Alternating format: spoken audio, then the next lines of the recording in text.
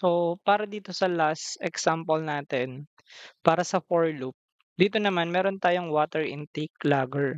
So, track your hydration for 5 days. So, eto siya ngayon.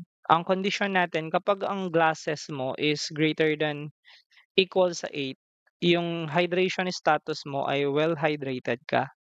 Kapag naman yung glasses mo is um greater than equal to 4, so for example 4 hanggang 7, almost there ang hydration status mo.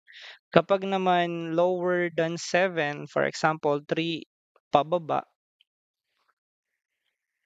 yan 3 pababa, drink more water ang ibibigay niya sa'yo. So ito kasing part, 8 pataas yung drinking niya. So again, gagamit din siya ng for loop kagaya nung una, 'no, na hanggang 5 at mag-i-start siya sa 1. Then dito ipi-print niya lang na enter number of glasses of water per day ang iniinom mo. So ira-run natin yung program. So sabihin natin na uminom siya ng 7.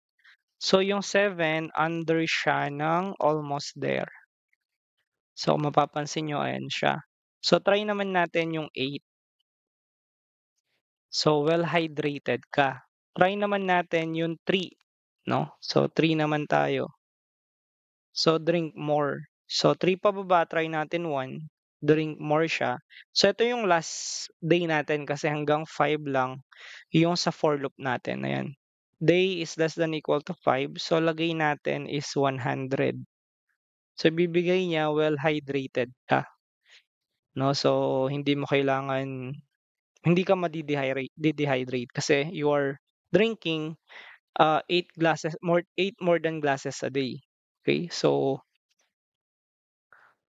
yun yung part ng program na ito na tinatawag natin na water intake logger.